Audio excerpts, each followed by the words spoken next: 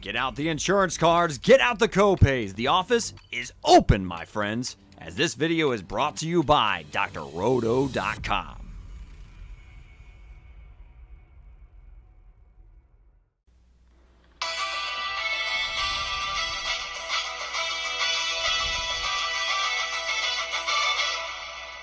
Welcome to the Counting Stats Podcast. I'm your host, Lou Landers, Director of MLB Content at drroto.com.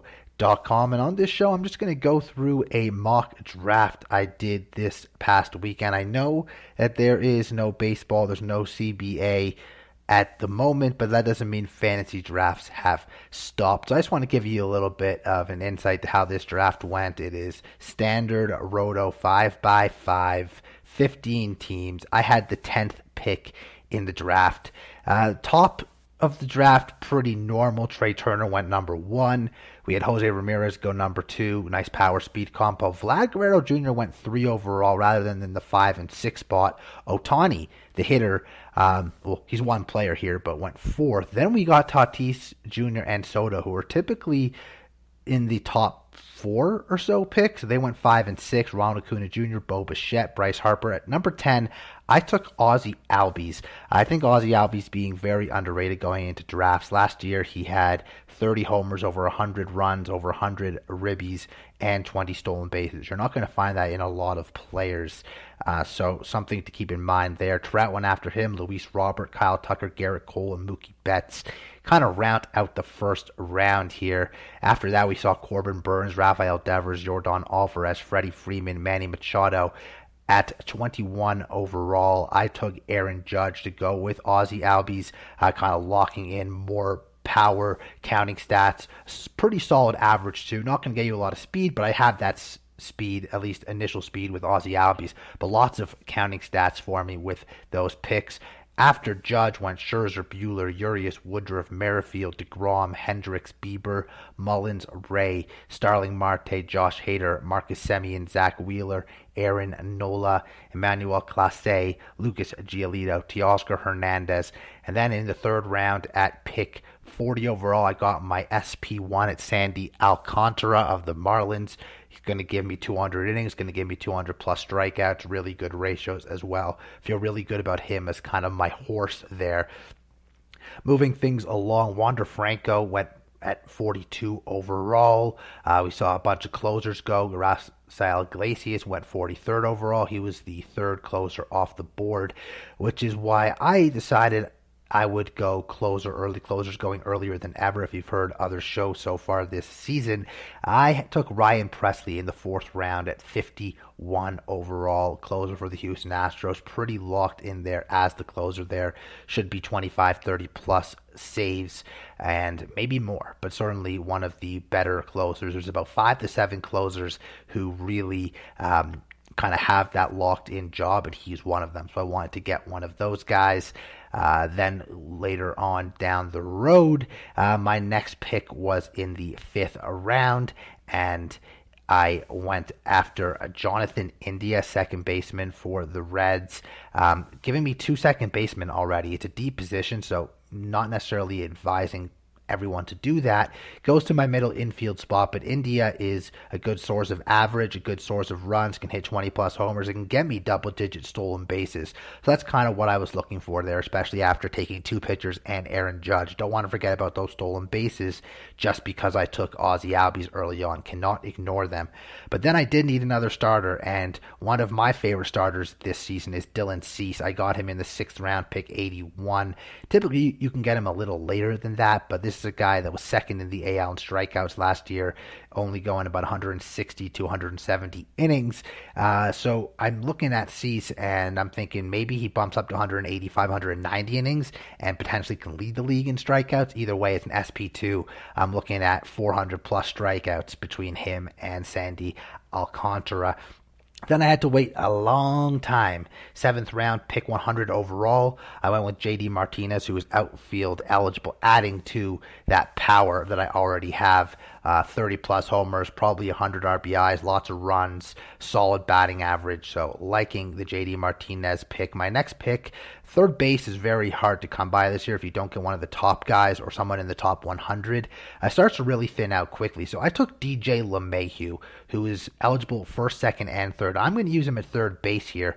But just keep in mind, DJ LeMahieu played with a hernia injury for most of last season. The numbers really took a hit. He was a top 50 player last year, so getting him where I got him definitely makes me feel pretty good at 111. He has the potential to be a 300 plus hitter, hit 15 to 20 homers, no problem, maybe give you 5 steals, but it's top of the lineup in New York, score a lot of runs, maybe still drive in 70 to 80, so could be a really good pick for me there in the 8th round. Moving things along, again, had to wait a lot longer. I wanted another starting pitcher, and Framber Valdez, a guy I've been getting anywhere from 135 to 155 in drafts. I got him 10th round, 141 overall. Framber Valdez, a solid pitcher on a very good Houston Astros team. Really liking him at that value. You're going to see him go in that range pretty often. Then in the 11th round. Or did I miss a round here? I took DJ LeMahieu in the 8th round. Who did I take in the 9th round then? Oh, Jared Walsh. Yeah, I missed a round. Jared Walsh. I got LeMahieu for average, went back to the power bat. Jared Walsh, middle of the order with the Angels. Rendon and Trout returning, hopefully healthy. This is a guy that could hit 30 homers, 100 RBIs, and have 275 or so batting average. So Jared Walsh is my first baseman. Then there's Valdez. I mentioned him. My next pick in the 11th round, I went with Dansby Swanson. You're typically not going to get Swanson this late. I'm surprised he fell as late as he did, all the way down to 160. But this is a guy who can swipe double-digit bags, which is something to always keep your mind on. Can hit 25 plus homers, won't crush your batting average, runs, RBIs. A really good value in Dansby Swanson. Another shortstop I really like in that 140 to 160 range is Willy Adames. Both those guys are really being underdrafted, with shortstop being so strong towards the top. They can give you very similar stats to a lot of the top guys, and they are going in a really good spot. So Dansby Swanson, Willy Adames, guys to look for kind of in that range. Moving things along to my next picks, just to kind of give you the idea of my draft breakdown. In the 12th round, I grabbed Andrew Benintendi, another outfielder who can be double-digit homers, double-digit steals, hitting in the middle of an order. In Kansas City, should be able to produce runs and RBIs as well. So again, I only have one guy that's really known for the stolen bases in Albies with the 20+, but I've picked up a bunch of guys that are, 12, 13, 15, 11, whatever it might be. Those all add up, so keep those in mind. Later on down the draft, so I took Mr. Benintendi in the 12th round. So in the 13th round, I went after Gregory Soto. Gregory Soto is a guy that's not necessarily going to be the closer in Detroit, although manager A.J. Hinch said he was going to be the closer in Detroit. Also, kind of giving me hope. I have a lot of Gregory Soto because he's going in the 160 to 190 range. He is my second closer off the board, even if he only gives me 15 to 20 saves as a guy that's getting maybe 70% of the opportunities. I will take that, especially because I have Ryan Presley built in. One of the issues with where I've been taking Soto in a lot of other places is that he's been my RP1, and it's not that I hate that, it's that because he's not necessarily going to be the everyday guy, him as your number one means you're kind of chasing saves throughout the rest. But the 15 to 20 he could get me, plus the built-in half from Presley, makes me feel really good. And in the 13th round to pick 190, Gregory Soto definitely going to do the trick. Just so you know, in this draft, we did not draft for a bench, so we just drafted our 23 starters, the 2 catchers, first, second, third, short, corner, middle, 5 outfielders, utility, and then 9 pitchers, just so you can keep that in mind. But Soto, my second relief pitcher. Then all the way to round 14, I grabbed my SP4 number 201 overall in Marcus Stroman with the Cubs. Really stable guy, not going to rack up strikeouts, but I got a lot of strikeouts with my first 3 guys. Stroman's going to deliver solid ratios. If he throws 160 innings, could still get me 145 or 150 strikeouts. So it's not like he's lacking in the strikeouts. He's just not a strikeout first type of pitcher. But as an SP4, you could do a hell of a lot worse. I've seen teams with him as SP2, certainly a lot of SP3s in there.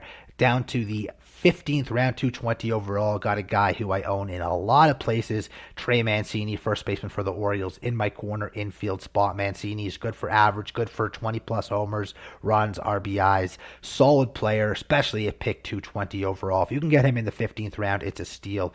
Typically, I've had to grab him in the 12th or 13th round, kind of in that 170 to 190 range as well. So kind of keep that in mind. There's certain guys that fall, certain guys that don't. Always depends on your draft, of course. But those are my first 15 picks. Moving things along to around 16 here. This is where I draft towards the top of the round, I should say.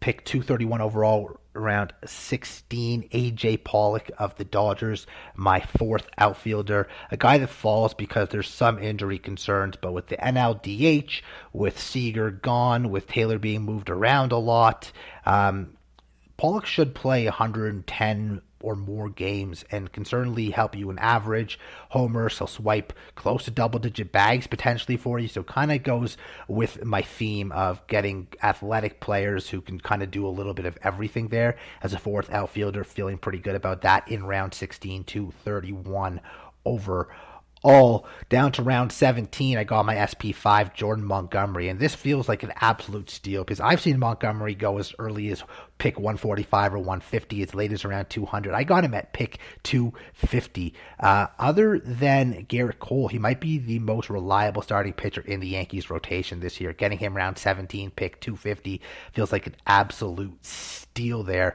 especially when you look at the guys that went around him. Corey Knebel, who's never been able to stay healthy. Frank Schwindel, who's had, half of a good year. Christian Vasquez, who doesn't hit for power or really average. Then after Ian Kennedy, who's not signed. Aaron Savali, a decent pitcher. Kike Hernandez, solid. Vidal Brujan, Riley Green. So I feel like that Jordan Montgomery is the best player taken in that range, and I was lucky enough to get him.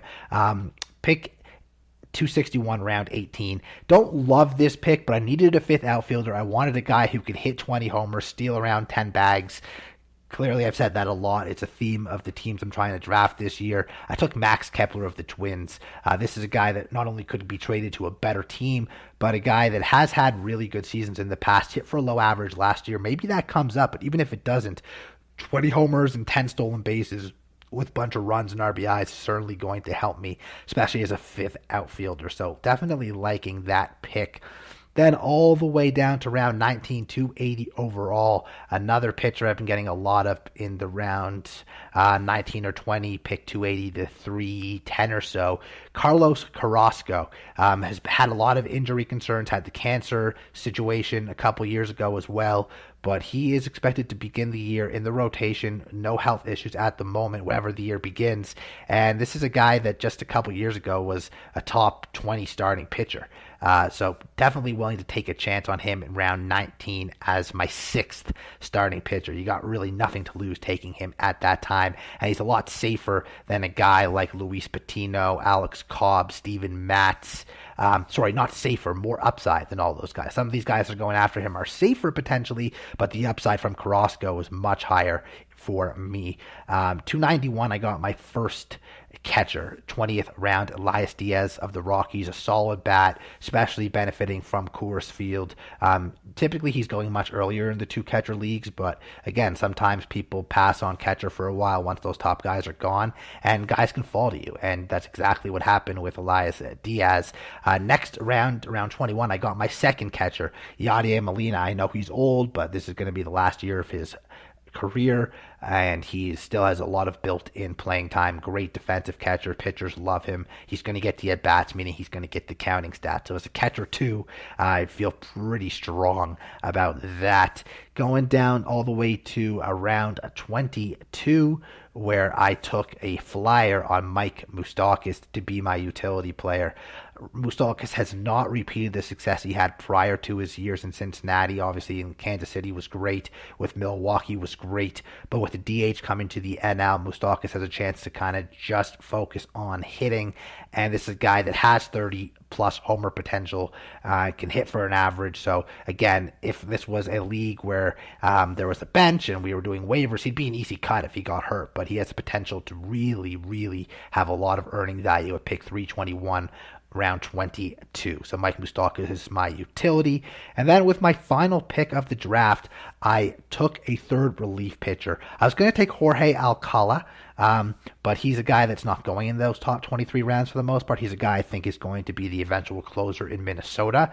But I ended up going with Cody Hoyer with the Cubs. I think that at the very least, he gets about 50% of the opportunities. Him and Rowan Wick are going to kind of battle it out for those saves over the first 3 to 4 months of the season. I prefer Hoyer. I think he's got a better arm. Cubs made a trade with the White Sox last year, which brought Hoyer into the Cubbies uniform, and I think they did that with him in mind as their future closer. So at pick 340, 23rd round, I'm taking a flyer there on Cody Hoyer. Again, guys like Alcala, Wick can still be had. Some other closers that did go relatively late, though, and it was kind of surprising, was Dave Bednar.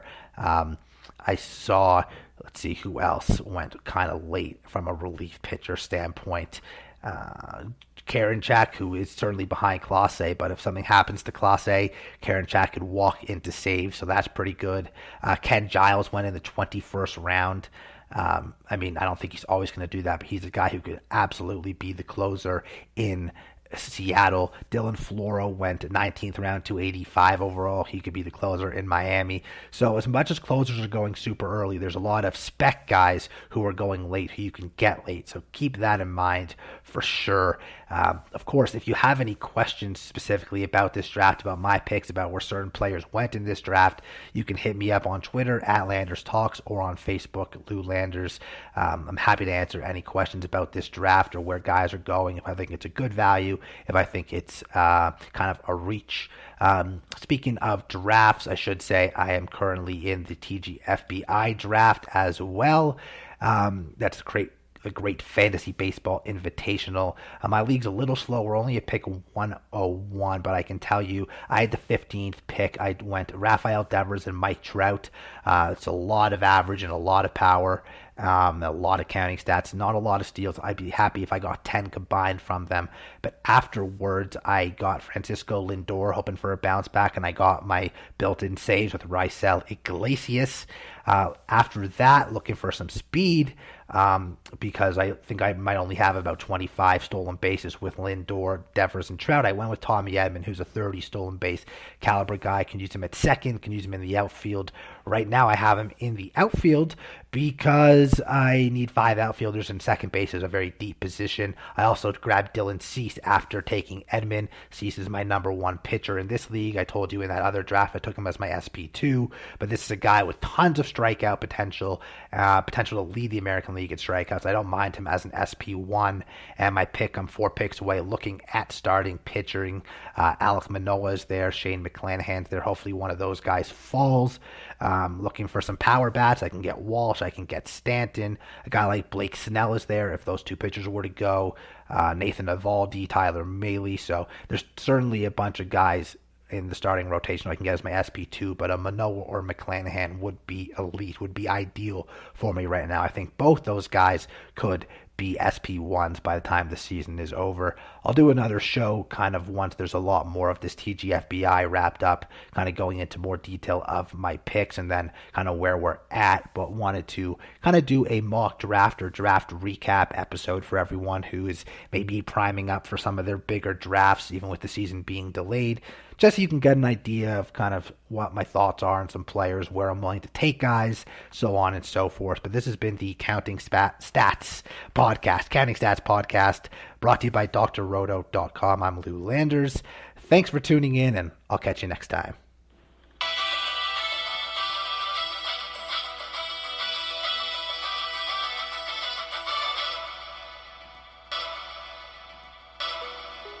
Thanks for stopping by the office. Get your fantasy prescription by subscribing to the channel and checking out drroto.com. And until the next visit, be well and take care.